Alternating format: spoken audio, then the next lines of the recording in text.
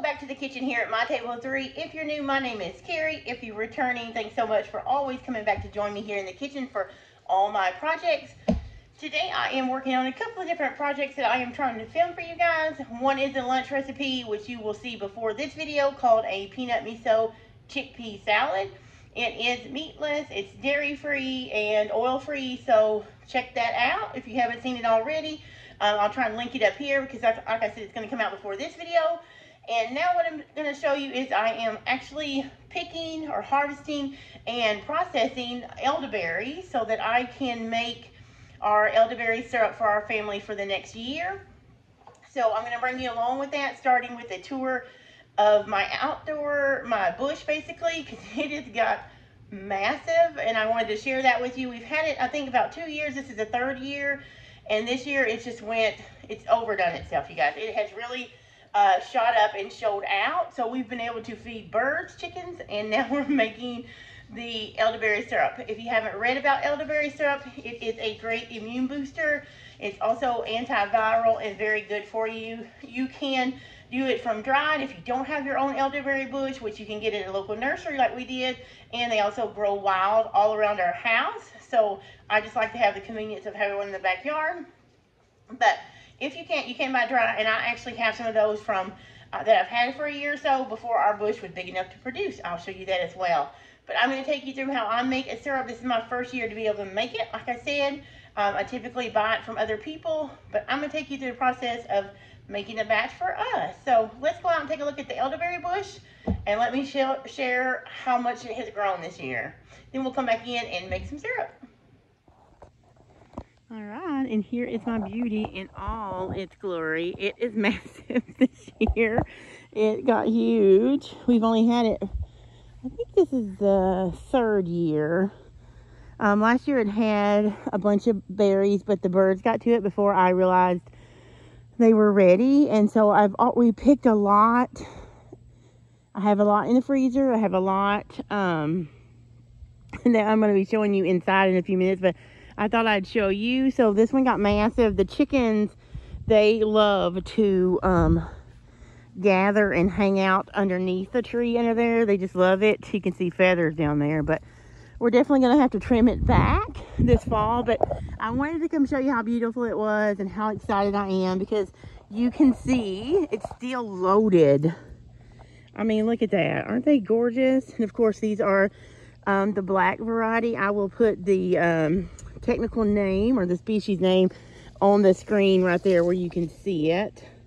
But yeah, so it's still loaded. I mean, honestly, I'm gonna have to ask some of my fellow homeschool moms and neighbors if they want some, because I mean, the birds are eating.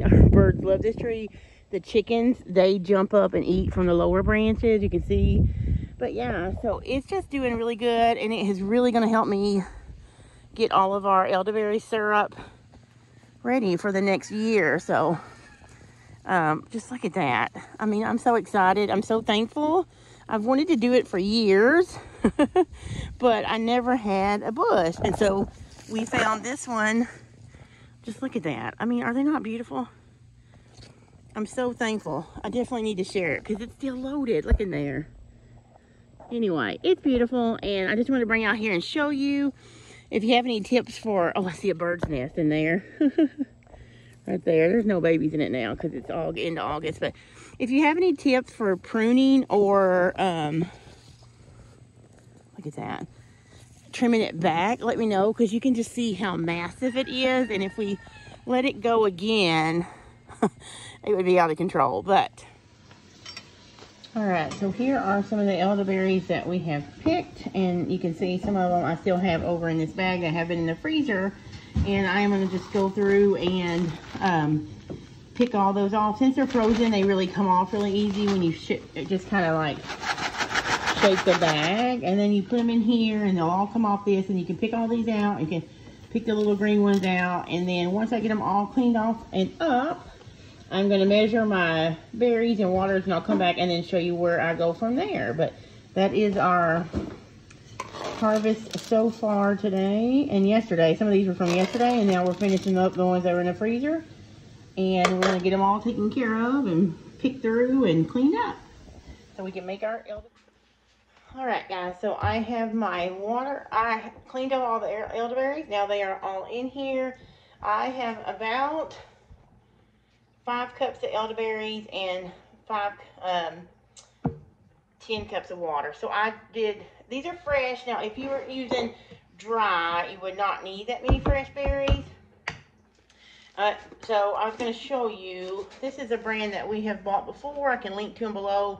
But these are dry elderberries. We use these as a tea. You can see they come in a bag like this. This is a 1 pound bag. So you can buy dried elderberry. You don't have to worry about growing your own. Let me show you what they look like. There, and these make a good tea if you want to steep a good tea and get that benefit that way. Or you could also do this. You could put your dry elderberries in there. I would just look for a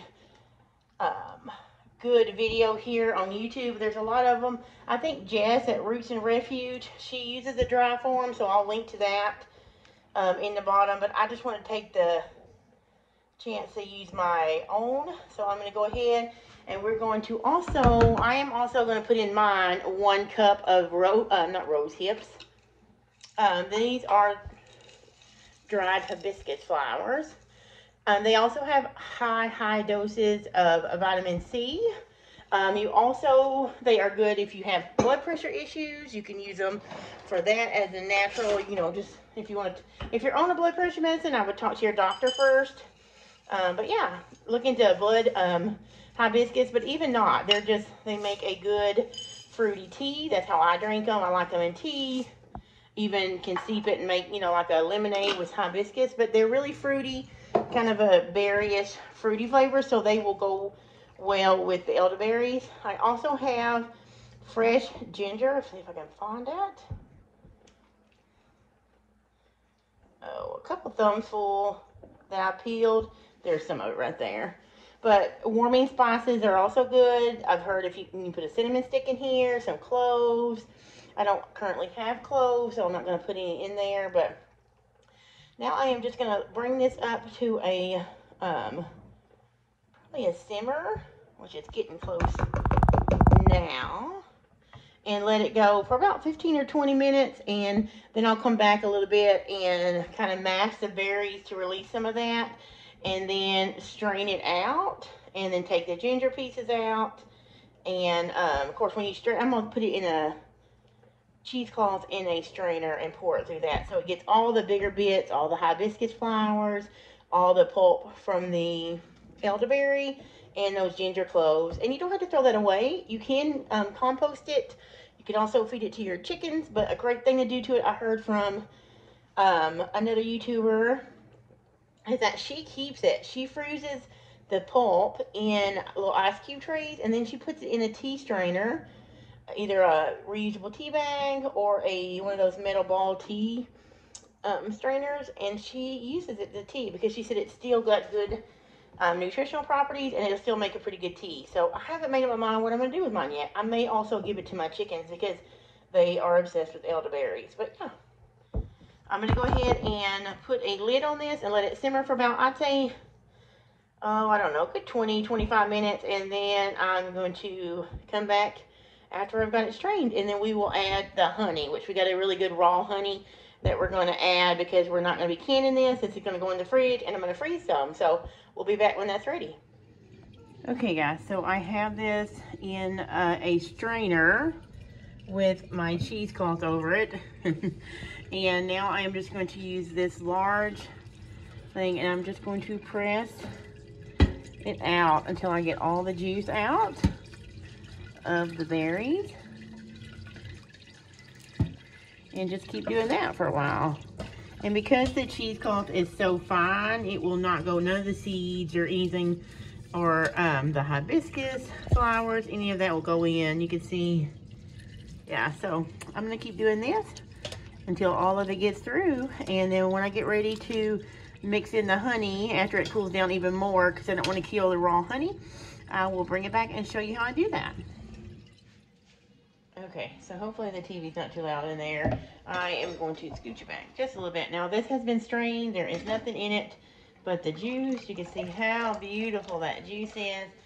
Now I'm going to add the honey. I am going to add 2 cups of honey. I am going to use, first, I'm not canning this. I am going to put it in the fridge. Now, when you use the honey, it helps make it shelf stable for your fridge. I shouldn't say shelf stable. It makes it safe to stay in your fridge for up to 6 months. Now, if you don't use as much honey, it will probably ferment. So that's a 1/2 cup. I'm just doing this probably ferment, which is okay too. I mean, you can have basically fermented. It would be kind of like an elderberry wine. But this is a raw honey, so I'm just going to measure this out and stir it. Now, mine is only about 90 degrees right now. It's cooled off from me straining it and all that, so I'm just going to go ahead and add all the honey. If it was hot still, it would, just measuring this, it would kill the raw part of the honey, which I want that benefit in this as well. Now, do I have 2 cups of raw honey? No, I do not. Hold on, let me get that. I have probably 1 1/4 cups. So, because I need the 2 cups, I'm going to, use another, what I don't have in raw, I'm just going to use a good honey. Now, if you were going to can this, you would just need a good honey, because if you can it, it's going to kill everything in the raw honey. So, you know, there's really no purpose in that. Hold on just a second. I'm going to get the rest of this out as well. I'm going to measure it. But some of this I will go put directly in my fridge.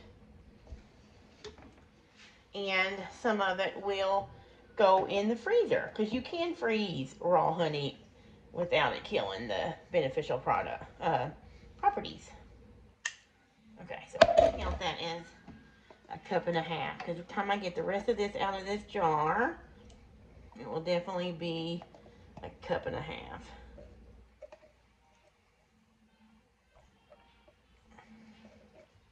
If you don't have honey and you just want the benefits of the elderberry, you could use sugar. And if you're going to can it, you could especially just use sugar. Now, I need 1/2 cup more of honey, so let me go ahead and do that. And it's a lot of sugar, so, but you have to remember, you only take this in dose form. So nobody's going to be sitting around drinking a cup of this, right? This is going to be dosed like an antiviral or something to boost our immune system this coming flu and cold season, okay? So like a preventative. So if you're sick, you can take like a teaspoon every few hours. If you're not sick and you're just using this as a daily immune boost, you can just take a teaspoon a day. So it is a lot of sugar in the honey, but you know, you're only going to take a teaspoon a day. So it's just up to you. Just up to you. So now I'm just going to stir it until it is dissolved, so there's no honey in the bottom. You can still see there is. And then we will go from there. So next thing I'm going to do is just bottle it up. I'll put some in the freezer and some in the fridge. So